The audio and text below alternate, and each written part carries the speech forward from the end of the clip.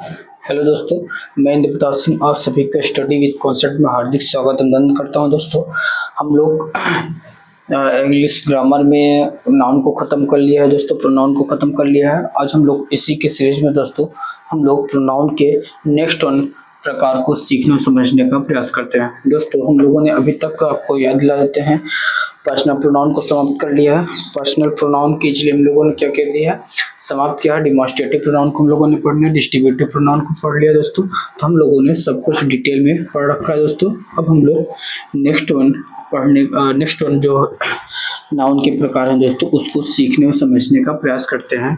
Second one, next one आप लोग heading डालेंगे रिलेटिव प्रोनाउन। ठीक, अच्छा, हम लोग किस प्रोनाउन को डील करने वाले हैं? रिलेटिव प्रोनाउन को। किसको? रिलेटिव प्रोनाउन को हम लोग बहुत ही डिटेल में देखने और समझने वाले हैं। रिलेटिव प्रोनाउन के जितने भी रिलेटिव प्रोनाउन मतलब कि ऐसे कौन से शब्द है जो रिलेटिव प्रोनाउन के में प्रयोग होते हैं और उनका हम लोग प्रयोग भी देखने वाले समझते हैं। दोस्तों, हमारे साथ आप बने रहिएगा। तो हम लोग फर्स्ट वन लिखेंगे रिलेटिव प्रोनाउन। रिलेटिव प्रोनाउन, इसमें लिखेंगे आप दैट प्रोनाउन। क्या लिखेंगे? That pronoun. क्या लिखेंगे? That pronoun. दैट प्रोनाउन, इसमें लिखेंगे that pronoun. First of all हम लोग समझने का प्रयास करते हैं कि रिलेटिव प्रोनाउन की डिफिनीशन क्या है। उसके बाद हम लोग रिलेटिव प्रोनाउन को ऐसे कौन से शब्द है जो रिलेटिव प्रोनाउन के रूप में प्रयोग होते हैं और उसके हम लोग प्रयोग भी देखने और समझने का प्रयास करते हैं। तो that pronoun which make a relation, that pronoun which make a relation, that pronoun which make a relation, that pronoun which make a relation with a noun in a sentence is known as relative pronoun। is known as relative pronoun। is known as relative pronoun, यानी वह शब्द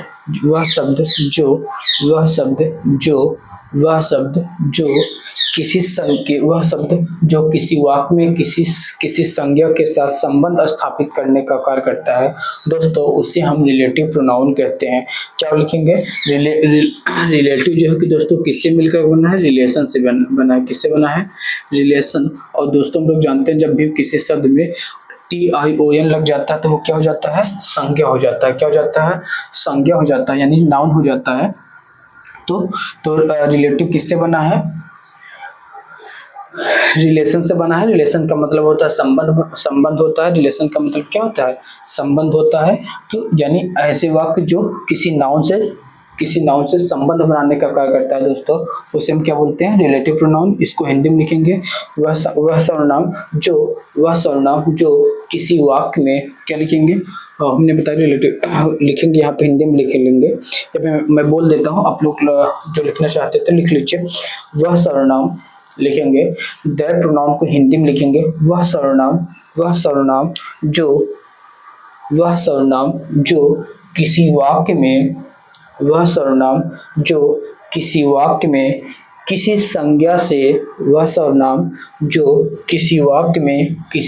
से संबंध स्थापित करने का कार्य करता है। वह सर्वनाम जो किसी वाक्य में किसी संज्ञा से संबंध स्थापित करने का कार्य करता है दोस्तों, उसे हम क्या बोलते हैं? रिलेटिव प्रोनाउन कहते हैं। क्या बोलते हैं?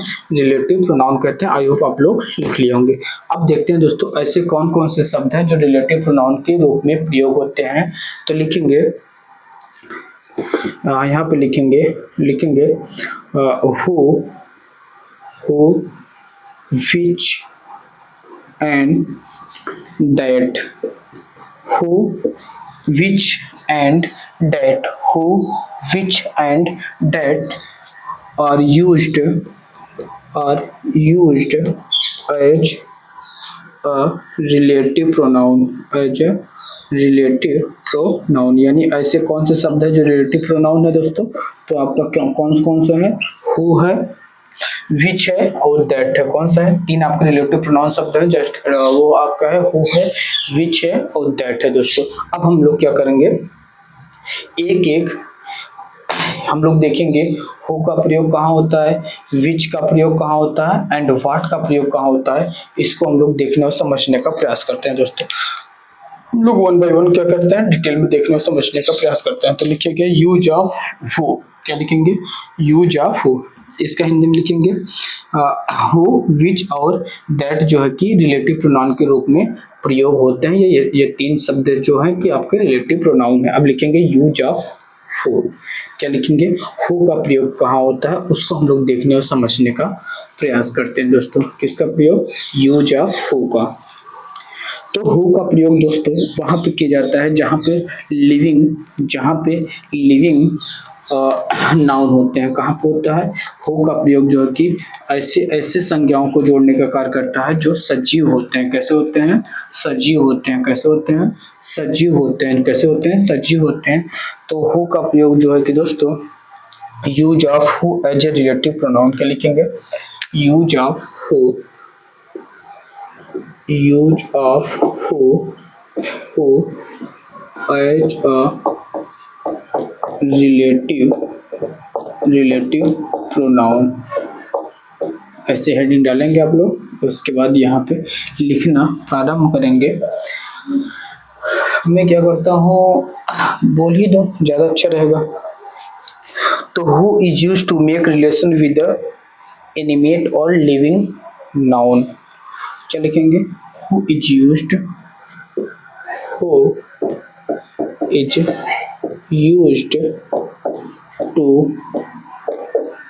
make a relation with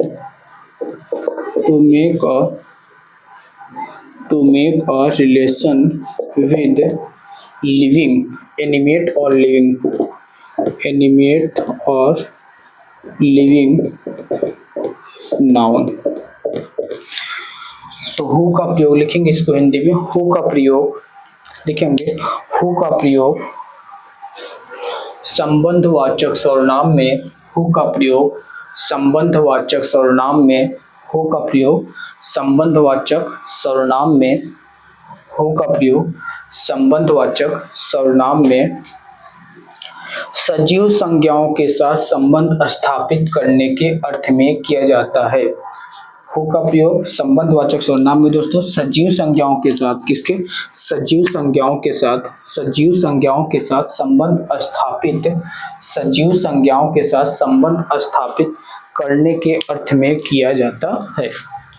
किसके साथ, सजीव संज्ञाओं के साथ, किसके साथ, सजीव संज्ञाओं के साथ संबंध स्थापित करने के अर्थ में किया जाता है दोस्तों। अब इसका हम लोग कुछ एग्जाम्पल देख लेते हैं तो बात आपको क्या हो जाएगी, स्पष्ट हो जाएगी। हमने कहा, इसका हम लोग कुछ एग्जाम्पल देख लेते हैं तो आपको क्या हो जाएगी, बात स्पष्ट हो जाएगी। हमने कहा तुम वो लड़के हो, तुम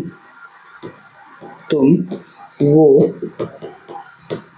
लड़के हो। अच्छा, यहाँ पे जो हो का प्रयोग होगा दोस्तों वो हिंदी वाक्यों में जो जैसे शब्द का, मतलब कि जो जैसे शब्द का भाव देगा। तुमने कहा कि तुम वो लड़के हो जो मुझे दांव देते हो। दांव मीन्स देते हो।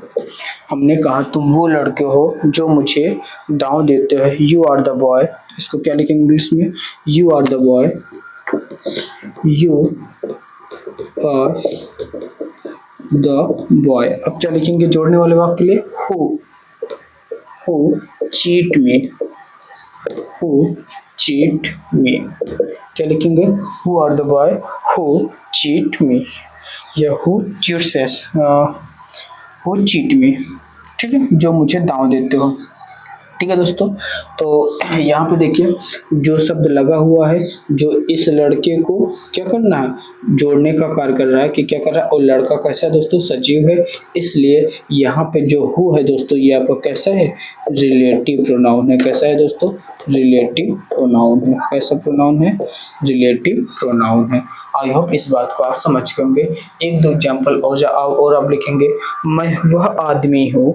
नेक्स्ट एग्जाम्पल लिखेंगे, जैसे मैं बोलूँ मैं वह आदमी हूँ जो तुम्हारे काम आता हूँ। मैं वह आदमी हूँ जो तुम्हारे काम आता हूँ। आई एम द मैन, इसको अंग्रेजी में क्या बोलेंगे, I am the man who work for you, I am the man who work for you, क्या होगा, मैं वो आदमी हूँ जो तुम्हारे काम आता हूँ। यह गाय है, यह गाय है जो 5 लीटर दूध देती है, इसका मैं ऐसे बोलूँ, यह वही गाय है, यह गाय है जो 5 लीटर दूध देती है। This is the cow who gives 5 litre milk, who gives 5 litre milk. I hope समझ के होंगे हो का प्रयोग होता है कहाँ होता है दोस्तों। अब हम लोग देखते हैं विच का प्रयोग। तो दोस्तों यहाँ पे सब कुछ वैसे लिख देते हैं, हम थोड़ा सा वो यहाँ पे लिखते हैं विच, WHICH लिखेंगे, यहाँ पे विच लिखते हैं, क्या लिखते हैं, विच। तो यहाँ पे लिखते हैं which, WHICH, which as a relative pronoun. तो यहाँ पे लिखेंगे which, WHICH, which use to make a relation with inanimate, कौन सा, इनएनिमेट। और यहाँ पे लिख देंगे नॉन लिविंग, कौन सा दोस्तों, नॉन लिविंग। इसको थोड़ा सा मैं बड़ा ही बना देता हूँ, यहाँ लिखेंगे नॉन लिविंग नाउन, ठीक है। तो क्या लिखेंगे आप लोग, लिखेंगे which is use to make a relation, which is use to make a relation, which is use to make a relation, which is used to make a relation with inanimate और non living nouns। यानी which का प्रयोग निर्जीव संज्ञाओं के साथ संबंध स्थापित करने के अर्थ में किया जाता है। विच का प्रयोग निर्जीव संज्ञाओं के साथ संबंध स्थापित करने के अर्थ में किया जाता है। अब दोस्तों हम लोग क्या करेंगे, इसका एग्जाम्पल देखने का प्रयास करते हैं कि कौन कौन से ऐसे एग्जाम्पल होते हैं जो मतलब कि ऐसे कौन से वाक्य बनेंगे जो आपका विच का प्रयोग होगा। हम लोग लिखेंगे, जैसे मैं बोलूँ यह वही घड़ी है,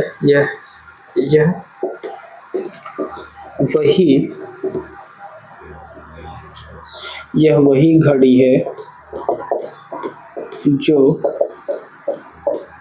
तुमने बाजार में खरीदा था। तो क्या लिखेंगे, this is the watch, this is the watch, this is the watch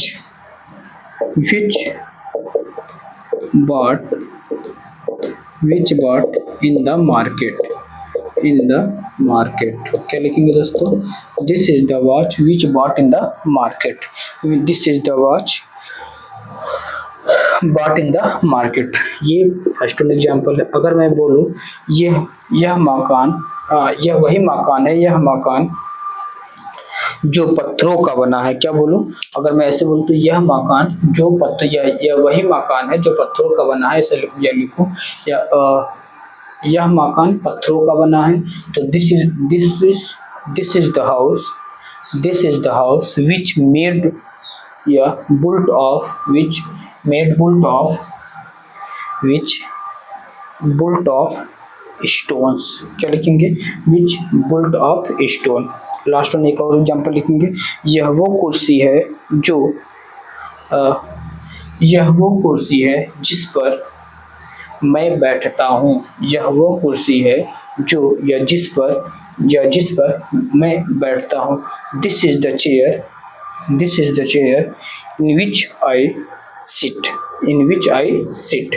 तो दोस्तों यहाँ पे हम लोगों ने विच का प्रयोग देख लिया दोस्तों, जहाँ पे तो विच का प्रयोग कहाँ होता है, नॉन लिविंग के लिए होता है, और हु का प्रयोग जो होता है दोस्तों लिविंग नाउन को जोड़ने के लिए किया जाता है। दोस्तों लास्ट हम लोग देख लेते हैं, लास्ट वन देखते हैं दोस्तों, व्हाट और दैट का प्रयोग जो बहुत इंपॉर्टेंट है, उसको हम लोग देखने और समझने का प्रयास करते हैं। क्या लिखेंगे, यूज ऑफ दैट।